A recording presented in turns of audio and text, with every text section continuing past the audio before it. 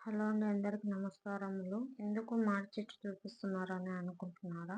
ఈ చెట్టు పుల్లటి మామిడికాయ చెట్టు. హైదరాబాద్ లో కూడా పుల్లటి మామిడికాయ చెట్లు ఇంటి ముందు వేసుకుంటారా అంటే చాలా మంది వేసుకున్నారు. దాదాపు ఇది 10 ఏళ్ల చెట్టు అంట. మేము మిద్దె మీదకి ఎక్కి వీడియో తీసుకున్నాము. ఎందుకంటే కింది సైడ్ మొత్తం కవర్ కట్టేస్తారు కాబట్టి మేము ఇంటి మిద్దె పైకి వచ్చి వీడియో తీస్తున్నాము. మీద నుంచి చూస్తే 2-3 కాయలు కనిపిస్తున్నాయి. ఈ సంవత్సరం ఎక్కువ కాయలు కాయలేదు. మామిడికాయ చెట్లు ఎప్పుడు ఎండాకాలమే కాస్తాయి కాబట్టి ఈసారి తక్కువ కాసాయి. మేము అడగక ముందుకే ఆంటీ పక్కింటి వాళ్ళని ఇచ్చింది మామిడికాయలు. పప్పులో వేసుకోండమ్మా, చాలా బాగుంటాయని చెప్పారు. పక్కింటి వాళ్ళు ఇచ్చారంటే ఎక్కువ కిలోలు అయితే ఇవ్వరు కదా.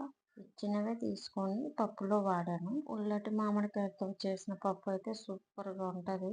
10 నిమిషాల్లో పప్పు రెడీ అవుతుంది. పొట్టలో గ్యాస్ ప్రాబ్లం ఉన్న వాళ్ళు చింతపండు వాడకుండా, మసాలాలు వాడకుండా ఇలా పప్పు చేసుకొని తినండి, చాలా బాగుంటుంది. మీ ఆరోగ్యం కూడా చాలా కుదుట పడుతుంది. ఎలాంటి గ్యాస్ రాదు.